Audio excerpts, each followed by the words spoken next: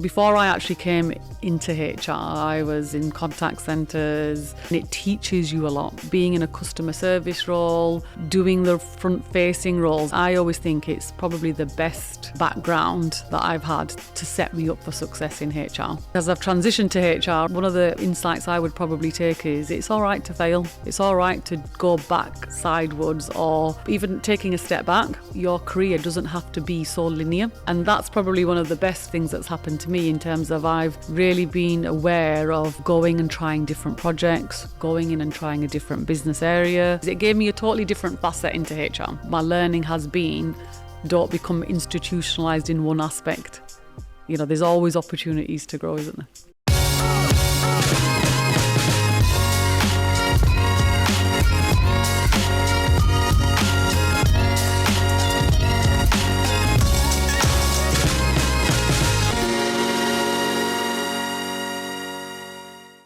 Hey Sarnjit, how are you doing? I'm really good, thank you, Chris. I can't believe we're here face to face. I know. I said I committed to it and I'm here. You did. Yes. You did say that. Yeah. But I know today you was also at a conference, right? Yes. How'd it go? It was really good. I was at the People Analytics World 25 conference, so Nice. It was really, really good experience. Nice. So for you, how did it feel being immersed within the People Analytics universe? It was really fascinating to hear some of the similar challenges we have. I also was actually doing a panel discussion with David Green, and it was really great to share some like actionable examples of what me and my team are doing at Cox Auto. Yeah. So it was quite interesting. What was the to share. theme of the panel?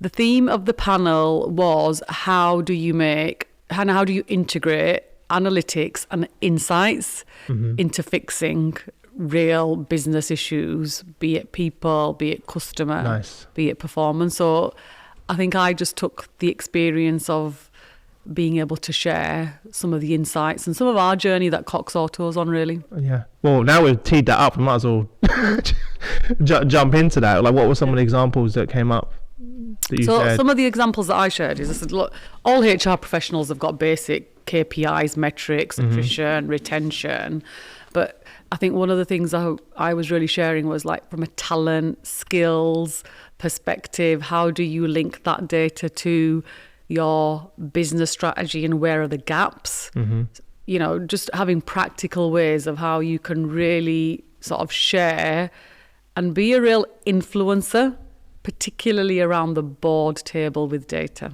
Because I do think sometimes HR leaders can sometimes maybe either shy away from some of the You don't topics. strike me as the type of shy person. Yeah, I'm not a shy person, but it comes with confidence. I'm joking. Yeah, it does come with confidence. And the data, I think the data is one thing, Gives you but it's confidence the insights. and the insights. Yeah, it's the insights, isn't it? Give me break that down a little bit more then. What's Yep. a practical example of how you've done that? So a practical example could be, you all have business priorities, yeah? So one of our business priorities and business initiatives is continuous improvement. So continuous improvement means a number of things to a number of people. Yeah. But let's say if you're looking at cost, efficiency, you know, some of the examples I actually shared yesterday were how we are utilising our apprenticeship levy. We've never utilised that in an efficient way over the years, but data, understanding how we can leverage the actual levy, that's all come through insight from data. Other examples are recruitment data, you know, looking at how many people we shortlist, how many people get through our funnel. We've looked at that data to streamline some of our processes to make us more efficient. And again, had we not formed these basic data points, we wouldn't have got the decisions to change the way we're working. Do you have a head of people analytics, or does that fall under your role? Do I have what, sorry? A head of people analytics? I have a people analytics manager, yeah. But great. again, I think one of the things that I did talk about quite a lot is sometimes the journey with HR analytics is actually getting your own house in order. And by that I mean joining up all of the parts of the employee life cycles, such as engagement data, attrition, your core KPIs, but linking all of the elements within your HR division first before you go and share it with the business. Yeah. That's the journey I were on with it. How long have you been on that journey now? I would probably say 12 to 18 months in terms of like developing basic dashboards, developing mapping basic KPIs. Now it's more about, okay, so what? Yeah. What's the insight?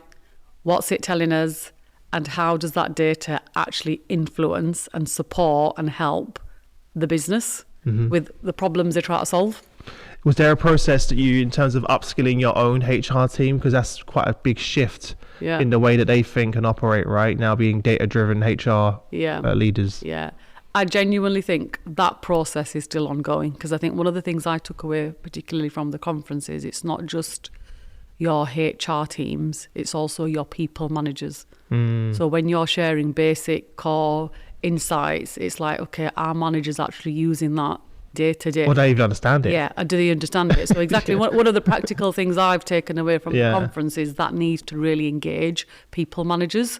So, I would probably say we're definitely on a journey with it, but it's really made me open my eyes through networking with other people at the conference, how you can really influence and shape positive, actionable outcomes. Yeah. You're doing this yourself at events in terms of like upskilling, reskilling. You've got a great network, because I know from our conversations. How are you then translating that to upskilling your own HR team? Yeah, so I think my stance with my own HR team is, coaching is my, I genuinely enjoy coaching, and it's almost, sharing examples with them, going out and networking on conferences like this. I would always encourage that with my team. So I think it's always sharing what does good look like, and what's that one thing or two things that we can change and learn from each of the insights that we get from our business, from our people, from external sort of events and networking. So I think you're always on a journey with upskilling your team. Yeah, it's never ending. It's never ending. If you're working in HR, I look, when I started 20 years ago, it's almost unrecognizable. Yeah. Right, the function. Yeah. We've still got a bit of a stigma attached, I think, if you ask sort of the average employee, they still kind of see HR as the old operating models. I feel like there needs to be a bit of a work done there. But I feel like we've come a long way, though. Yeah, I think we've come a long way since COVID. COVID definitely flipped us. So if you think about COVID, it really put HR at the forefront. Yeah. You were making all of these big decisions, furlough, people safety, psychological safety as well, Chris. I do think that's one area where I think, I call it our listening strategy. And interestingly, we've just shared the results of our Q1 pulse survey, and I was sharing, with our sort of HR team, but that surveys are one element of it. How we turn up every day, how we ask our employees how they feel, whether it's exit interviews, stay interviews, whether it's the one-on-one coaching and a check-in with your people. It's all so important to do, and I think it's creating that culture and the environment where people and team members feel free to share what's important to them. But practically, how do you do that? Because people will talk. I interviewed Amy Edmondson recently, right? On obviously, she came up with the term psychological safety. Yeah. And there's one thing talking about it, but practically, how does that show up in the workplace? Yeah, and it's a brilliant question, because I always think about this, and I always think, right, even when I was an employee, how you treated, that inclusion aspect, it shows up in, I think, the culture and what culture leaders create. And it absolutely starts from the top. Yeah. It's role modeling, it's storytelling, it's creating that environment where, whether you're a blue collar worker or a white collar worker, you feel as if you're in a safe and trusted environment. Yeah. And I can honestly say there's probably examples where we don't always get it right, but we are really intrigued, and I think we're really committed to creating that right environment.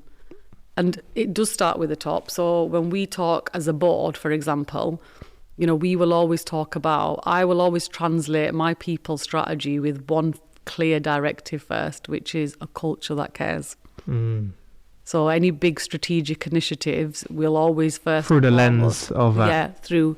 So if I was sharing my strategy with, a frontline worker, the three buckets that I would always talk about really are a culture that cares, where we recognise their achievements and where we are committed to their progression and development. Because that's what people want in the workplace.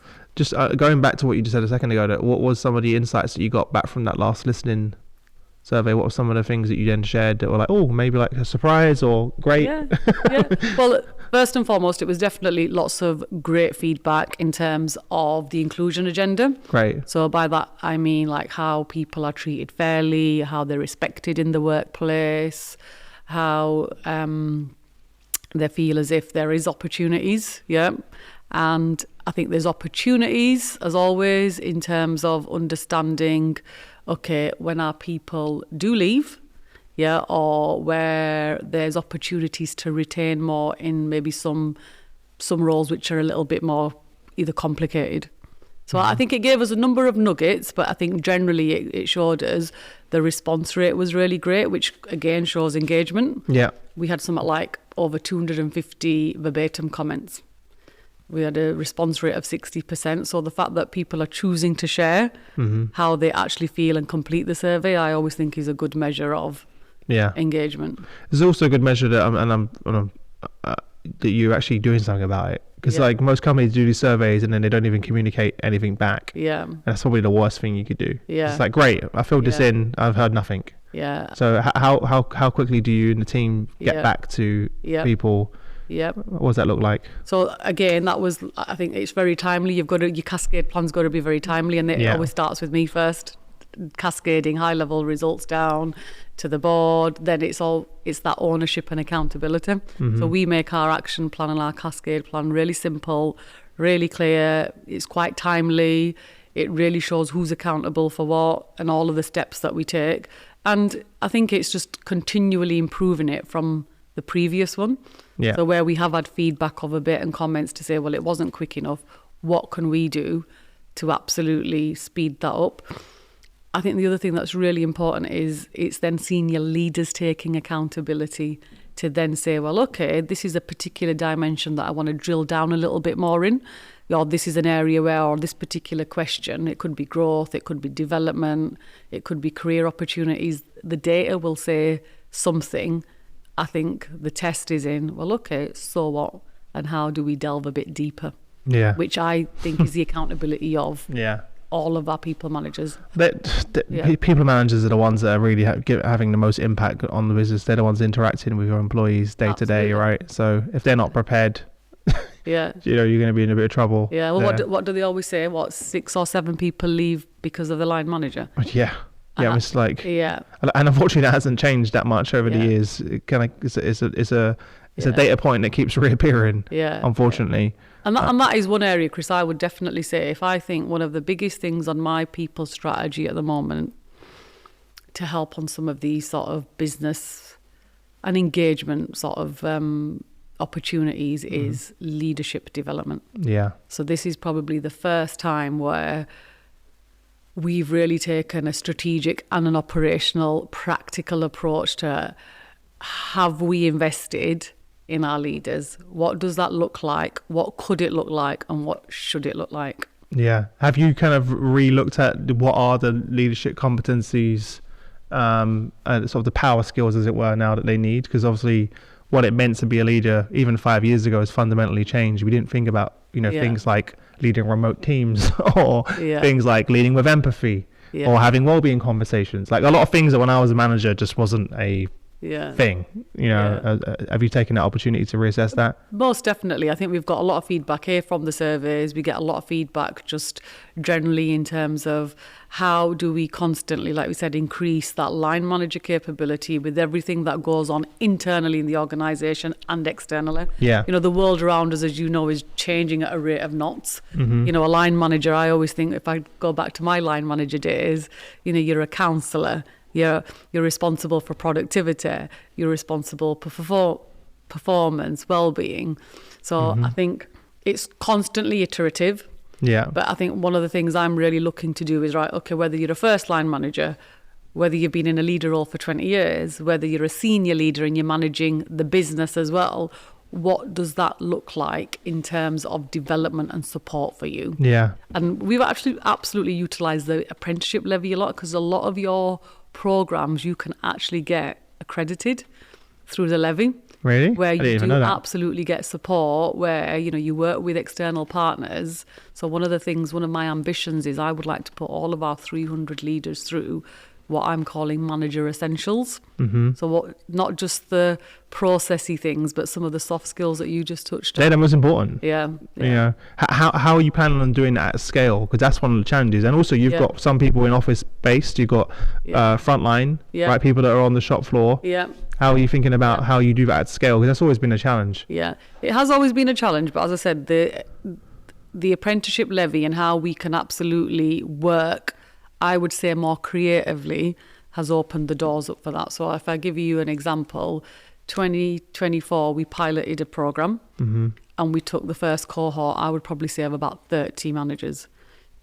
Our plans now are for 25, 26, 27, we will roll that out to all our leaders across the business. Wow. Now that, because it's levy funded and it is, there's an accreditation attached to it, that's only one aspect of our leadership strategy. There might be leaders who don't want to absolutely get that accreditation. Yeah. So I think you've got to balance it with, well, what does it look like with other avenues to constantly upskill, engage and coach your leaders. Yeah. As you said to a team member, your line manager is so influential.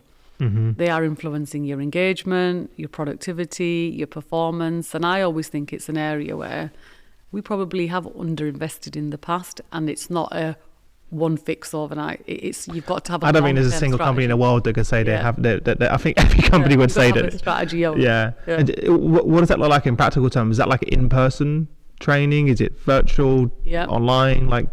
So currently we are doing a blended approach. We know people want face-to-face. They want some interaction. Obviously, we're a diverse business, so it's really great to get them in rooms where they're absolutely networking and collaborating across the group. As we sort of go into some of the senior leader development programs, there is a bit more face-to-face, but equally more virtual as well. And I think that does trigger this whole conversation about growth mindset, having blended ways of learning and doing that real self-assessment. So we do a number of tools like 360, HPDI, almost like pre-learning, which we would expect leaders at a certain level to own as well. Yeah, people should own, or especially our leaders should own their own learning. Yeah. We can help, support, facilitate, but we can't make people Absolutely. I always say that. want to learn. What would you say has been like on your career journey to where you are now? What would you say is like the biggest mistake that you made to help prepare you for the role you're in now? Biggest mistake? Yeah. Or let's say learning moment.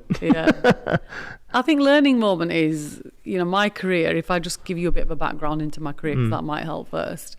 I think I've done operational roles. So before I actually came into HR, I was in contact centres, first team leader role. I think I was the age of 23, and it teaches you a lot.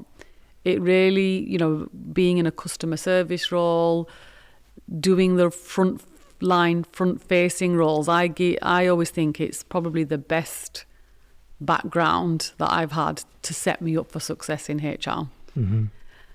I think as I've transitioned to HR, obviously I've transitioned through the various roles, and one of the insights I would probably take is it's all right to fail. It's okay. There's jobs that I've been for and posts that I've been for. I'll give you an example. Maybe my first senior HR BP role. I'd done 5-6 years in the contact centres. I'd done 3 or 4 years as a HR BP. Thought I was ready for the next level up. But when I reflect back, I just wasn't ready yet. And it's okay. Sometimes I always think the best advice I give to my team is it's all right to do the hard jobs. It's all right to go back sideways or go even taking a step back. Because your career doesn't have to be so linear.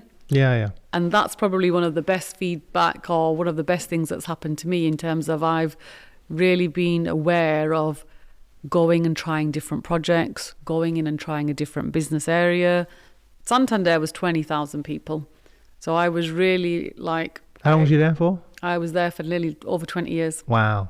Yeah, over there 20 years, and I sort of made it my objective every 2 years to go and work in a different division. You was intentional about that? Yeah, I was really intentional about it. And even if it wasn't a promotion, it was like, Sarnjit, I'll give you an example. So I've always done contact centres.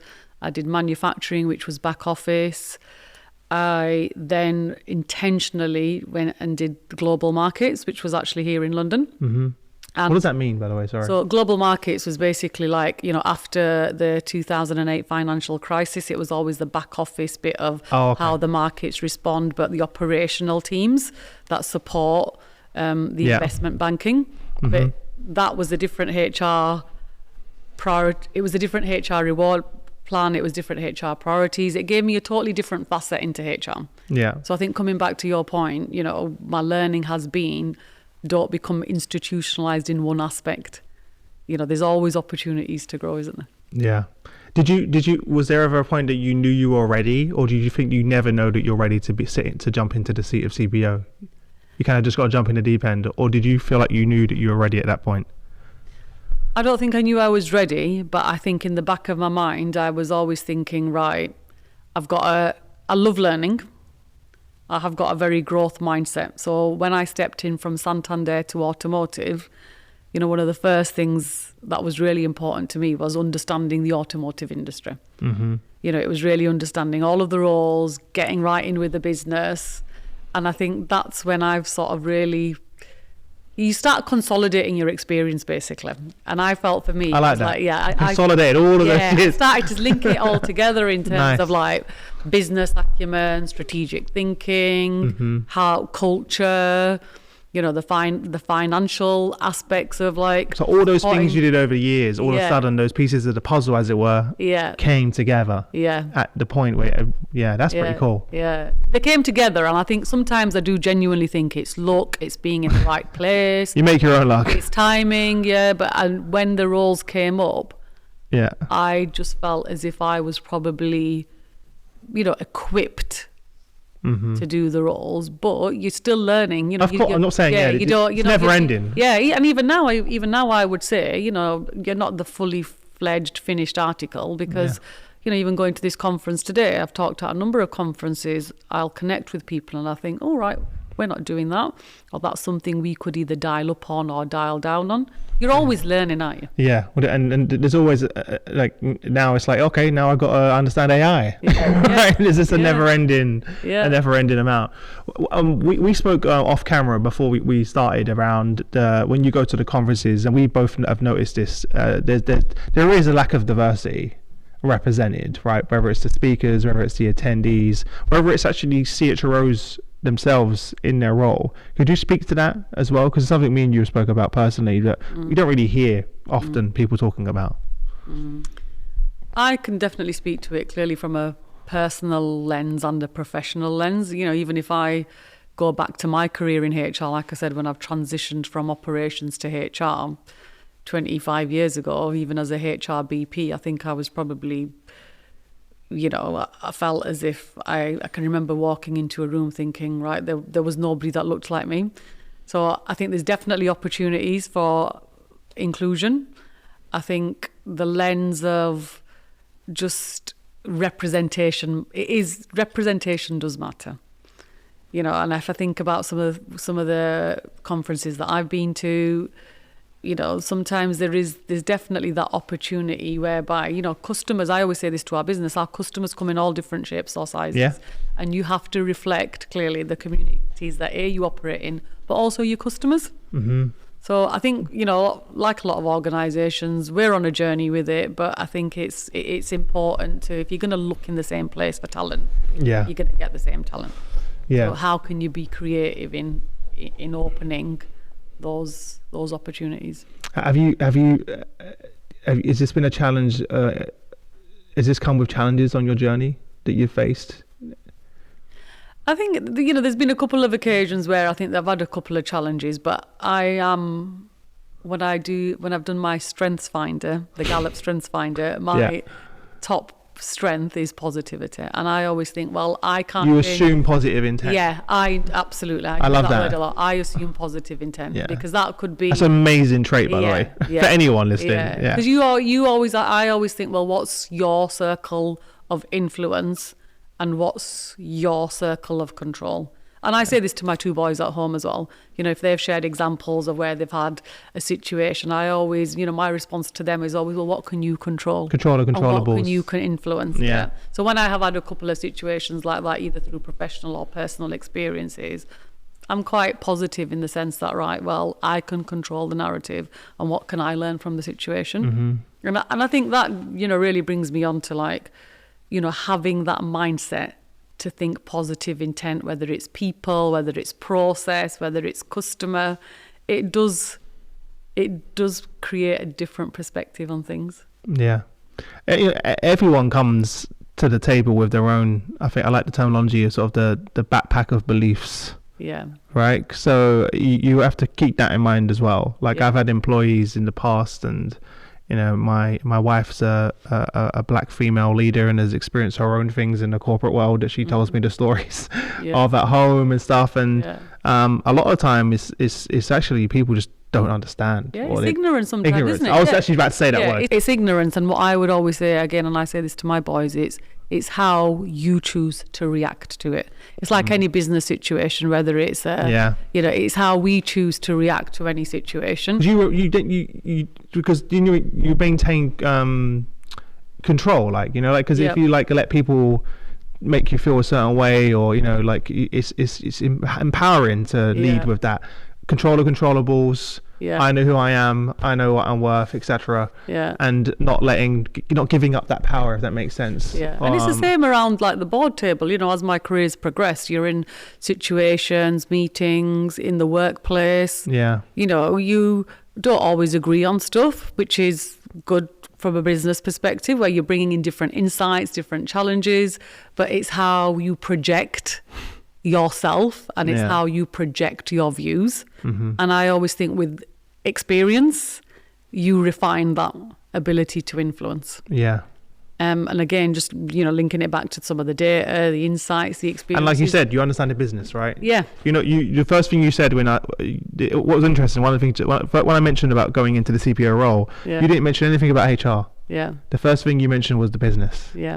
And that says everything, right? So you didn't come in for, okay, this is my experience as HR. You said, no, actually, I need to understand your automotive industry, how it works, how to make money, building relationships. Then I can add value and start to influence, right? But if you lead with that first, the other way around, you're going to lose. And that, I knew when you asked me the question about how do you upskill the team? You know, and I genuinely believe that as a HR leader who wants to make a difference, you have to understand the fabric of the organization that you represent, not just internally either. You know, even what are the macro factors impacting, for example, the finance industry or the automotive industry. Or supply chain. Or the supply chain, the logistics, you know, the talent, the labor laws. You know, we're across Europe. Jurisdictions are different across all of the EU countries. So I think genuinely in my career, having operational experience, and I did go back and work in the organisation as well, and I stepped outside of HR, that's probably the one lesson or the one sort of piece of feedback I would give to sort of aspiring CPOs or CHROs. Is if you get the opportunity to go and work in the business and you combine that with working on the business, I think it creates that pathway to become a really great leader. I can tell you, after doing 1,500 of these, the most successful HR leaders that I speak to do exactly what you just described. Like every single one of them. It's very rarely that I have a CHRO who's just stayed within HR. You know, like they've worked in different facets of the business, different industry verticals, different continents. So they've got sort of the cultural nuances that they understand as a global HR leader, and then they come back to HR. Seeing that is literally almost like a must have at this point. It's just more strings to your bow, and I think there was one occasion where I know... It also gives you more credibility when you walk into the boardroom. Absolutely. Hey, I've been on the front line. I know how we make money. I was in operations. Well, my contact center examples are perfect examples of that. When I became the HR business partner in the contact center, I could empathize. You knew what that person... because I've done the 12-hour shifts. I've done the calls. I've taken the complaint calls. So understanding how to engage a contact center worker and what we should be doing to support them from a culture and engagement perspective, I totally got it, because I thought I've done the 311 shifts. I've done all of the calls, and I know what it's like to go home feeling exhausted, having been on the front line. And I do think it shapes your insights. I feel like that with my sales team, because obviously I spent 20 years in sales before I started the company.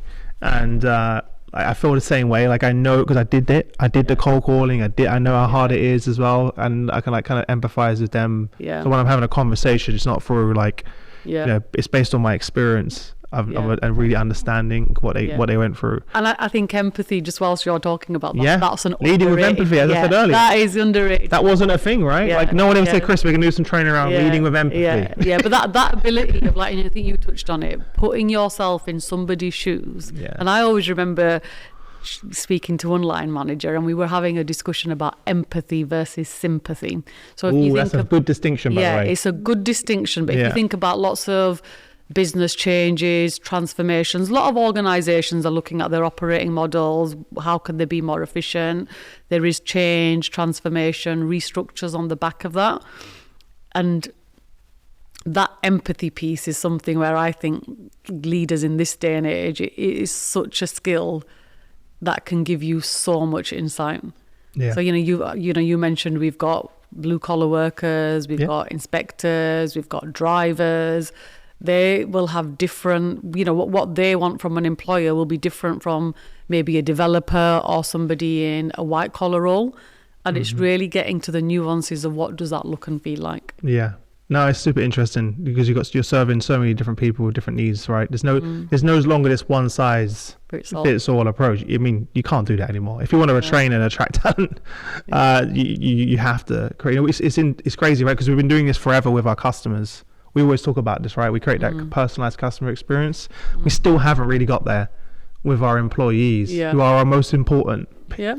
Without them, there is no customer. Definitely. And I think if you think about the world of reward, recognition, benefits, what one employee will want compared to another employee, they're two very different. 100%. I've made that mistake, by the way, so many times. Yeah. I had some team members that I created some reward programs for, and it was very public. Yeah. And I found out maybe like a couple months later that and I had a one-to-one with that individual, and they're like, I hate being recognized publicly. Yeah. And I was like, what? I thought that was like, no, this is how I like to be recognized. So if anyone listening, when was the last time you asked someone, how do you like to be recognized? I made that mistake. Yeah. And speaking to all my team, everyone had different answers. Yeah. I'm like, oh my God, I've been doing it assuming that putting that person on the stage in front of the whole business, they loved it. They hated it. They're like, oh my God, I've got to go out there on there. Yeah, which is that personalization piece, isn't it? People want different things, but I think that the way I would translate that, and I try and do this with my teams, is I always think, when you talked about the ID&E agenda, and it's not for me about quotas or,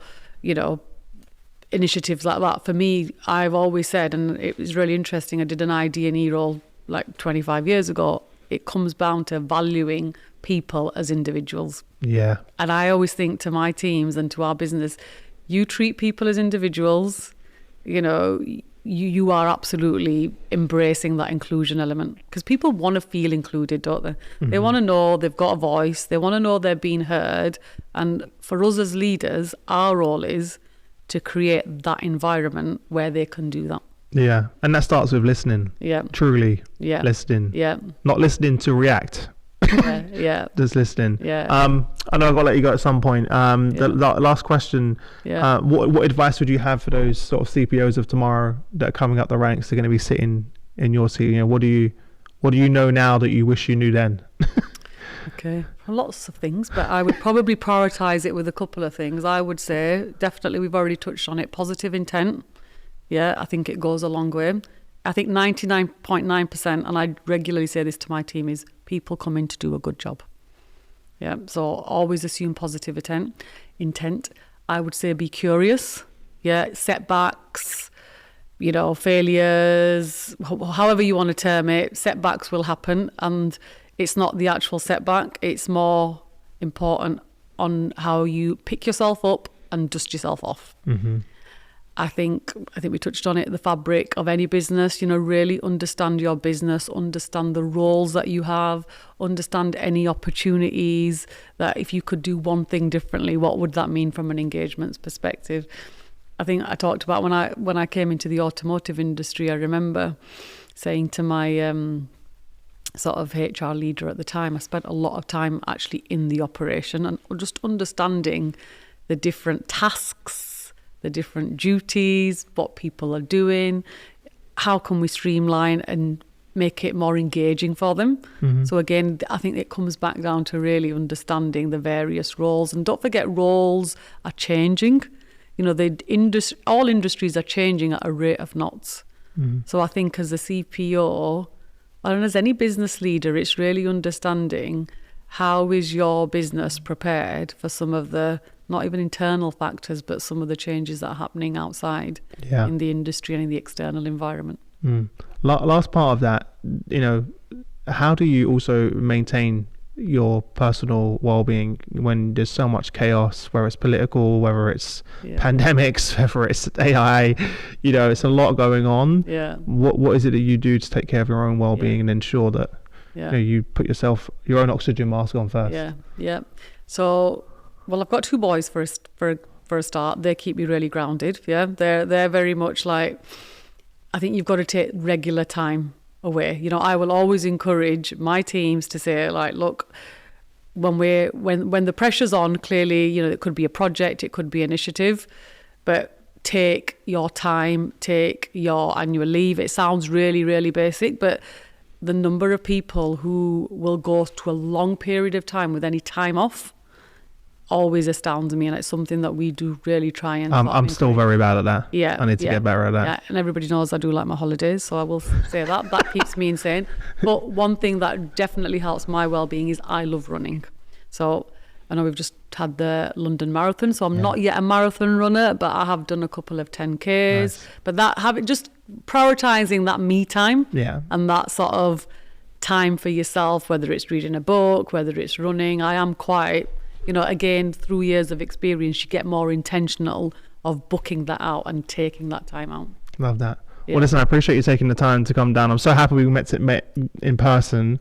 And appreciate you sharing your insights, and I wish you all the best. Yes. Until next week. Thanks.